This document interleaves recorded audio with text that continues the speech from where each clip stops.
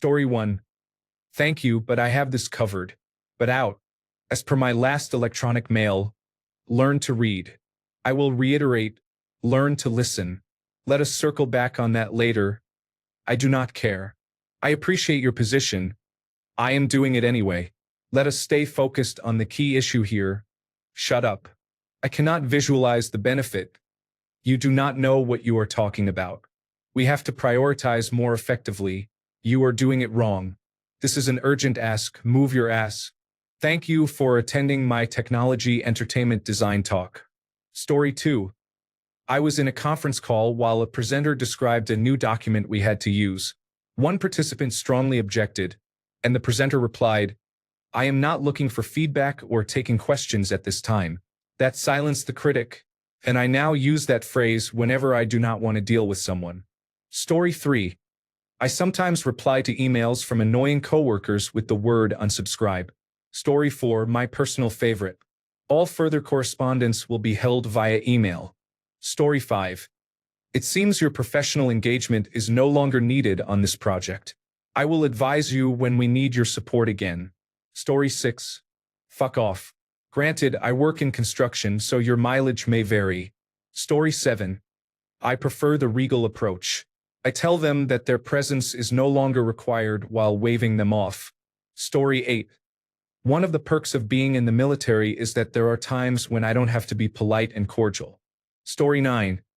I have a lot of work to do, and I need to focus on that right now. Let us continue our discussion another time. Okay? Story 10. I need to touch base with you later. I have a deadline to meet for a project I'm working on. If you need immediate assistance, contact Twitter. Story 11. I'm in do not disturb mode right now, but I'll let you know when it's safe to approach. Story 12. Dear sir, please fuck off. Cordially, your coworker. Story 13. Schedule a meeting with the subject fuck off. If they accept, you may cancel the meeting because they have officially accepted the invitation. Story 14. Let's put a pin in that for the time being. As noted in my original email. Story 15. It depends on the context. I usually fall silent and stare at them. Story 16. And I told him, be fruitful and multiply, but not in those words.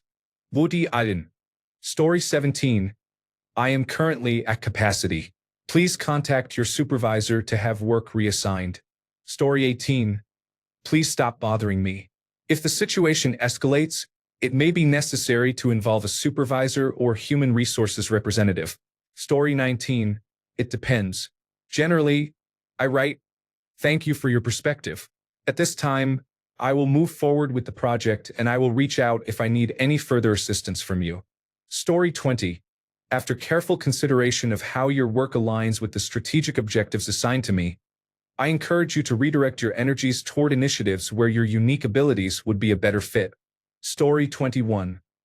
I'm in construction, so you, sir, may consume a satchel of Richards in its entirety. Perhaps you will choke to death on them. Story 22.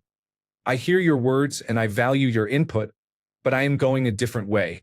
Story 23. Dear coworker, I would like to direct you to the department of fucking off. Respectfully. Story 24. Having done exactly that, I very loudly told them to fuck off. I then dealt with human resources and received a verbal warning. Totally worth it. Story 25. Please leave me alone. I am heading to another meeting with human resources. Story 26. It is your manager's job to assign tasks and to make sure employees are doing their jobs effectively. If a coworker is impeding your ability to work, dragging you down, or bossing you around, talking to a manager is likely part of the solution. Story 27. I don't know because fuck off is professional enough in my industry. Story 28. Do you live somewhere like the United Kingdom or Australia? Mate, fuck off. Story 29. An email contained an offensive comment. I used Copilot to draft a professional reply. Recommended response. Thank you for your message. I will not engage with abusive language. If you would like to continue the conversation constructively, please let me know. Do not respond emotionally. Not every provocation requires a reply. When a response is appropriate, A brief neutral acknowledgement such as, "Thank you. I hope this was helpful," is sufficient. Consider taking a 20-minute walk before replying to clear your head. Story 30. You say it very professionally like this. "Excuse me, sir or madam, would you kindly do me the pleasure of fucking right off? Thank you." Story 31. Say, "Can you help me with this project?" They suddenly had something else to do and bolted out of there quickly. Story 32. You are now dismissed. Thank you. If they are in front of you and will not leave, this is not a discussion I am going to entertain. This is a good email version. Story 33. Depending on the situation, ignoring and delegation work wonders. Story 34. I am trying to put this as professionally as possible, but fuck off. Story 35. None of your business. Or just pretend you're deaf and ignore them. I think after a few times they will get the message. Story 36. I would focus on my own work rather than anyone else's. The senior staff or my boss makes sure I am doing my job. Story 37. Good morning, coworker. This is a friendly reminder to fuck off. Best regards. Corporate signature. Story 38. Sorry, I have to get back to the thing you would rather be doing. Anything else? Saying it before walking away is a good option. Story 39. You can gargle my kumquats and kick rocks all the way back to the elemental plane of dipshits, except I'm not always that diplomatic. Story 40. I have a lot to get done and a meeting with our manager in 15 minutes. I'm sorry, what were you saying? Story 41. It is not actually telling someone to fuck off, but when I tell someone to have a good weekend or week, in my mind I am telling them to fuck off. It is petty, but it sometimes makes me feel better. No one else knows that this is what it means. Story 42. I carry a stack of business cards that say stop talking and hand them out as needed. Story 43. If you ever need anything, please don't hesitate to ask someone else first. Story 44. I've only worked where you could actually tell someone to fuck off and nothing would happen to you for saying it. If they complained, they were told to grow a pair. Fuck off with a wink and a smile, maybe? Story 45. I believe it would be best if we discontinued this conversation. I am not in a position to engage in this discussion right now. I would prefer if we could revisit this at another time. I am going to have to end this conversation here. I am not comfortable continuing this conversation. Story 46. Excuse me for being so blunt, but I have neither the time nor the crayons to explain this to you. Story 47. Thank you for bringing that energy to the conversation. Story 48. I am finding this conversation to be unproductive. Let us revisit it at another time. Story 49. Is this a new policy or procedure? If so, please let me know where it has changed and be sure our whole team is updated. Carbon copying our supervisors. This has been effective in shutting down a particular individual who keeps dragging our supervisors into email threads. Of course, once I call her on it, she silently retreats and pretends she never said anything. Story 50. Send a carbon copy of all correspondence to their manager. Nothing says fuck you like that move. Story 51. In my professional opinion, you should prioritize facilitating an offboarding process as soon as possible. Story 52. Thank you for checking in.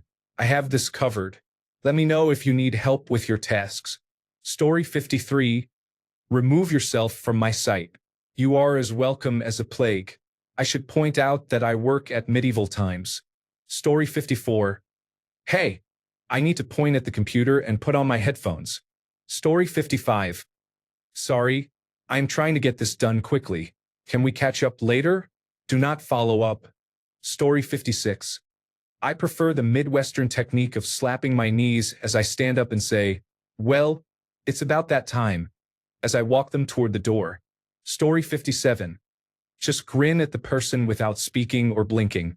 Do it all day until it becomes uncomfortable, but do not do it around anyone else. That way they get creeped out and stop laughing out loud. Story 58. What profession? In construction, you just say it. Story 59. If they are trying to tell me what to do or not do, or to do it differently and they have no authority, I simply state that I will do it.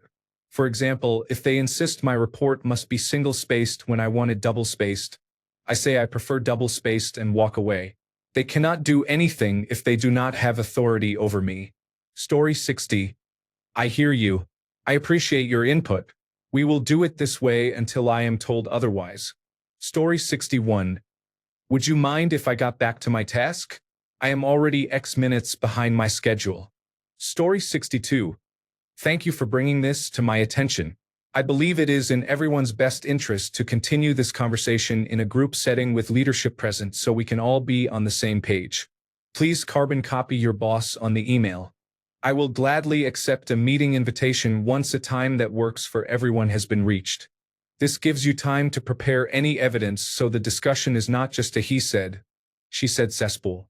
On another note, when I have a customer on the phone and I feel like telling them how, when, and where they can go and how many times while their mother watches, I usually end the call with, have a magically wonderful day. That is like the Disney version of fuck off. My calls are recorded, but I did not technically say anything rude. Story 63. I think we may be overlapping in responsibilities. Let's clarify our roles to make sure we're aligned. Story 64. I need to get this done. If they still do not get it, they are preventing me from getting this done. Go away. I am just about to try saying you did not read the comment on that ticket. Story 65. I would love to discuss this further, but unfortunately I have too many projects I am currently focusing on. Story 66. Please test that assumption and take note of the results. Story 67. When a particular coworker comes to my office for help, I ask, have you exhausted all your other options before coming to me? That usually makes them go somewhere else. Story 68. Anything that follows with all due respect is always a professional fuck you, in my opinion. Story 69. As already stated in my email sent yesterday at 11:18 in the morning. Story 70. If you take my stapler, I will burn the whole place down. Story 71. I am a goddamn teamster. I just tell them straight out to fuck off. Story 72. We no longer have synergy. Let us circle back next month. Story 73. Currently, I need to be doing X, and I see no reason for you to be bothering me right now. Being professional does not mean sugarcoating. There is nothing wrong with telling someone directly that you do not want them around, and it is important to make sure they actually get the message. Story 74. I need to concentrate. I concentrate better alone, so if you don't mind. Story 75. There is someone on level 7 of the parking garage who wants to talk to you. Story 76. Wisdom has been chasing you, but you have always been faster. Story 77. 2 options. 1. Professionally fuck off. 2. Professionally fuck off. The comma tells the story. Story 78. It's always better to take the high road. You can't go wrong. Story 79. I do not think this is achieving anything.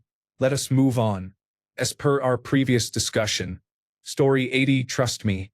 Fuck off turns into I kindly request that you refrain from engaging further at this time.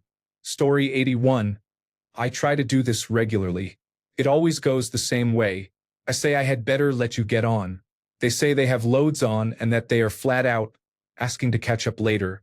They turn away and avoid eye contact, give single-word answers such as yes, and type frantically. It makes no difference. I think I need to find a new job before I snap.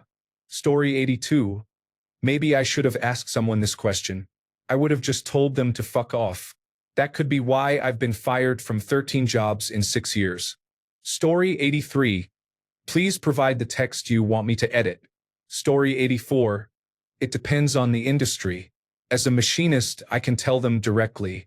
Story 85. Gift them an empty box with a single note that reads herein lie the fucks I give you. Then a duel follows on horseback to the death. Story 86. White-collar email passive aggressiveness. 1. As I mentioned in my previous email. 2. Carbon copy the bosses on the message. 3.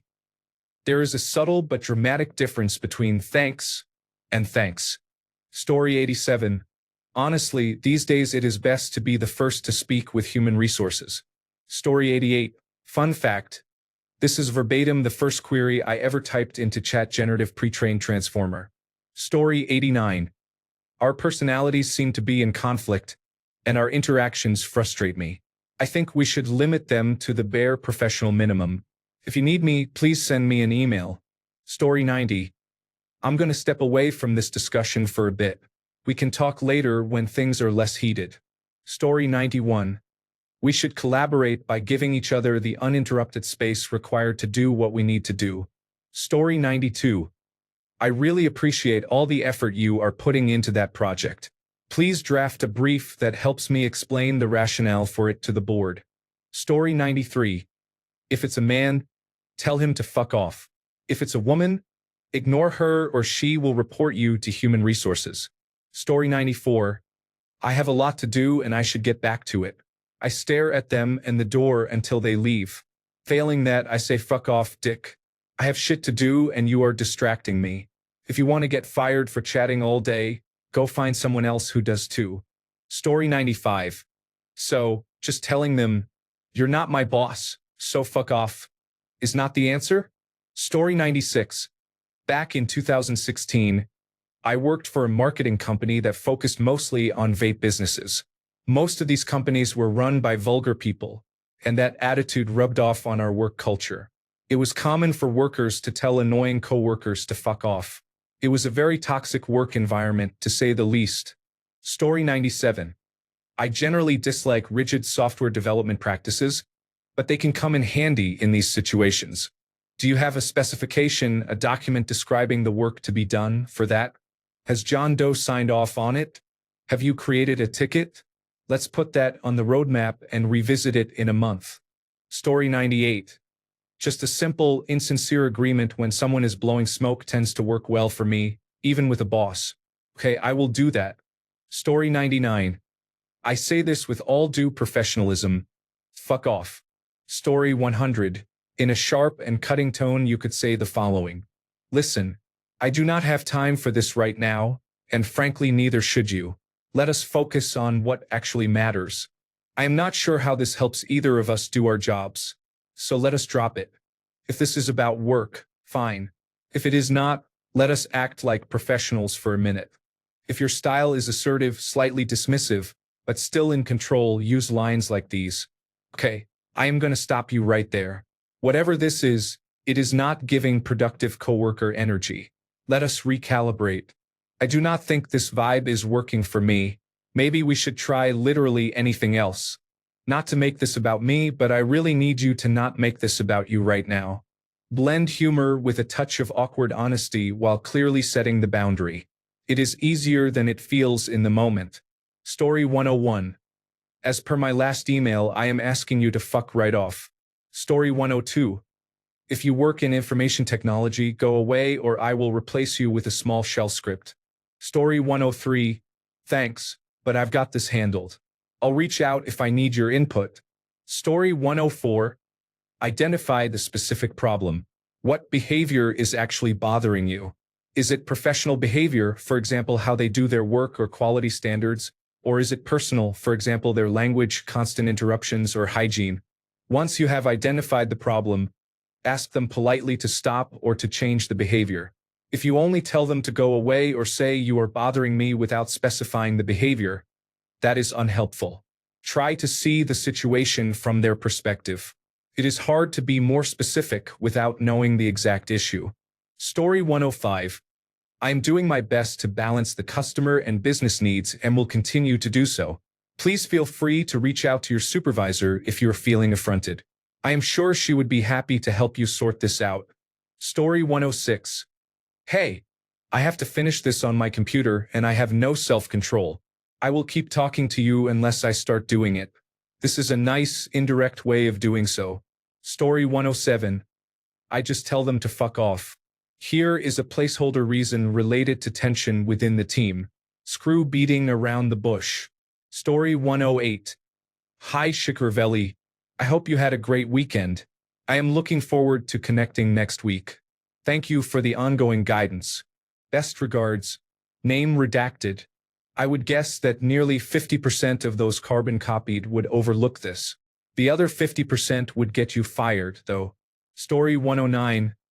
I will ignore that immediately. Does your boss know you are wasting my time and jeopardizing the completion of the important project? Video: How to professionally tell someone to fuck themselves. Story 110. Listen, I'd love to stay and chat, but I've really got to return some tapes.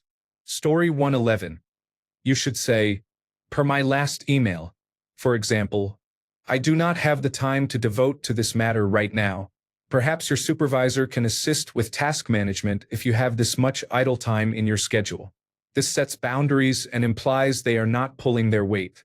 Story 112. With all due respect, that idea is not worth a velvet painting of a whale and a dolphin getting it on. Story 113. It depends on the context, but I am not above blocking off time on my calendar and telling them I have a meeting. Story 114. Would you please perform oral sex away from me? Story 115. Hold this wrench while I tighten the bolt. If they have time to complain that things are not happening fast enough, they have time to make them happen faster. Story 116. Understood.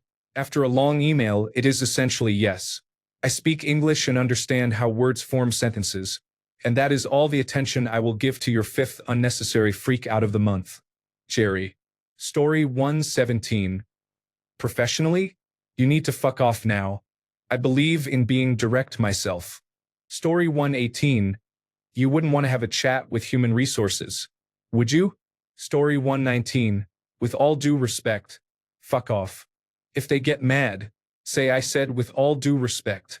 Ricky Bobby style never fails. Story 120. Once I was saying something to our graphic designer. We have an open office concept. He suddenly yelled, "Oh, fuck you." And we all laughed and went back to work. Human resources asked us not to swear at each other anymore. It depends on the relationship.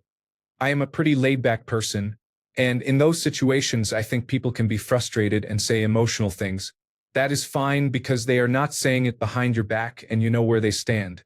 You can address it and resolve the situation, whether they are right or you are. In this case, it was a design decision, and maybe I had been insensitive to how he felt because he made it. It was not a big deal, we moved on. We are still friends nearly 10 years later. People should tell each other when they are over the line. Story 121.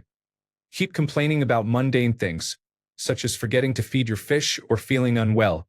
Ask them at what time and on which day you feel tired. Story 122. Contrary to many comments, let me try to make peace. The impression I get is that this stems from frustration building over email and instant messaging. These misunderstandings are compounded by delayed channels such as Slack and text messages. The best remedy is an in-person meeting without delay, whether physically or by video conference. Talk it out calmly. Resentment builds when both sides avoid the crucial conversation hanging over them. Is there a way to find common ground with this person? Can you both ask meaningful questions to de-escalate and use higher reasoning instead of the fight-or-flight response? A radical candor approach can also be constructive. If that fails, talk to your boss or human resources. If that still fails, or if your boss is the problem, find a new boss or a new job. Story 123. I used this recently. Excuse me, this is a private conversation.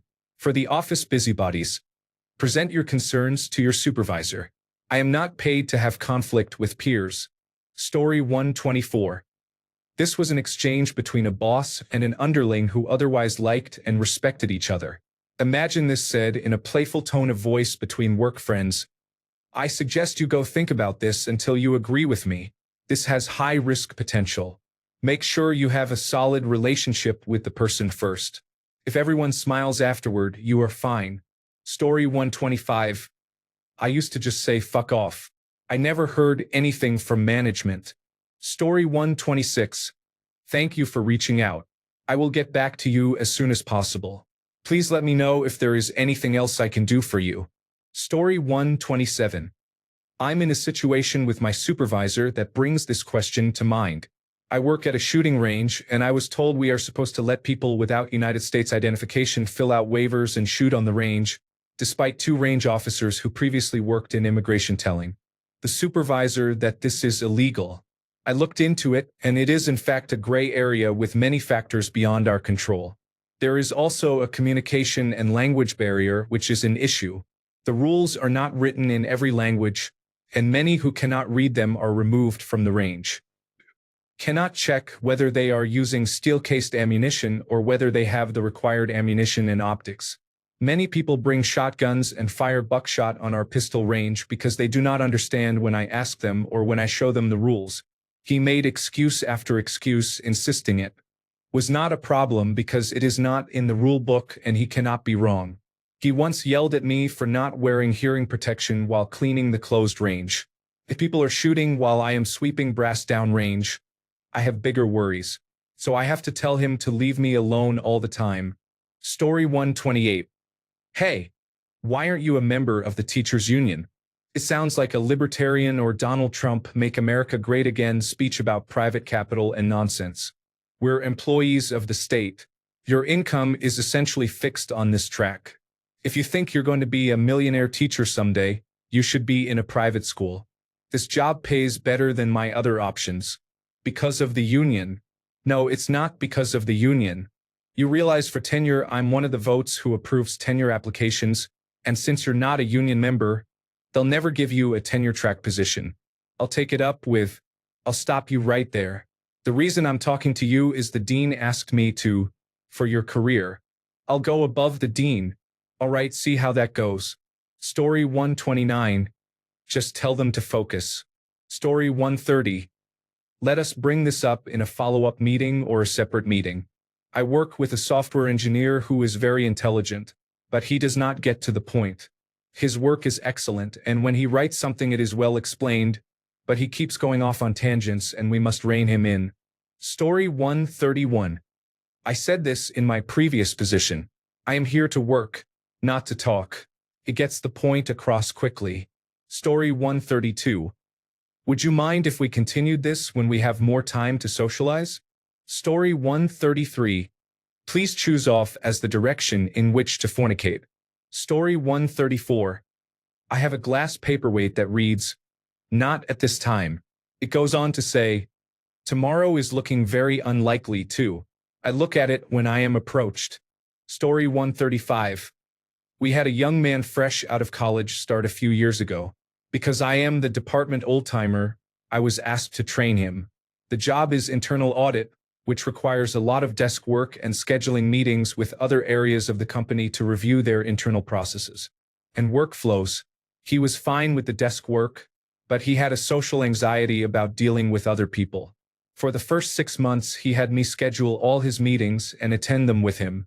Even when I was on vacation, he would wait for me to return before meeting with anyone.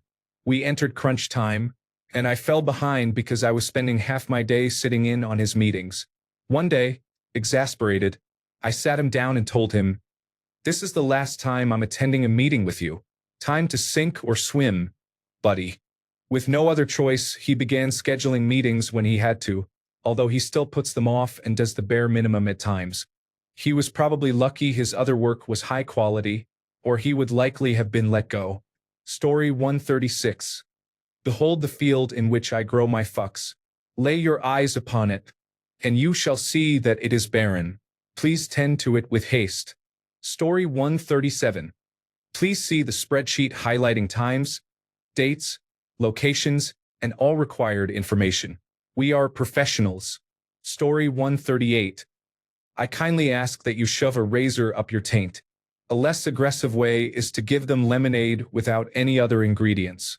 You could also tell them to F off cordially, which makes every email feel professional. Story 139. I would agree with you, but there is no reason for both of us to be wrong. I have used this a few times since hearing it. Story 140. Thank you for your input, but I am not accepting feedback at this time. Story 141. After my shift ends, I do not care about work. I have my own business. Story 142. The man is offensive to women, terrible to customers, berated an employee for being gay, and is mediocre at his job. He has a voice affectation that makes him sound like Homestar Runner, so I repeat what he says. I think he quit today. I hope so. He is not a good person. He said he was just trolling, guys. No, you made homophobic rape jokes to an incredible employee who ended up leaving. Fuck right off in the most cartoonish way. Story 143. This sounds like a fun chat generative pre-trained transformer prompt. Here is what it suggested. Set boundaries. I appreciate your input, but I need to focus on my tasks right now. Let us discuss this later if needed. Redirect. I am not sure this is the right time or place to address that. Can we revisit this another time? Acknowledge and shift. I hear your concern, but I have this covered. Thank you for understanding. Story 144. I am sorry. The sound quality is very poor. Spoken in person. Story 145. Okay. I'll let you get on with it then. This is how I end conversations at work all the time. Story 146. Your dick needs to circle back all the way to your ass and fuck yourself. Regards. Story 147.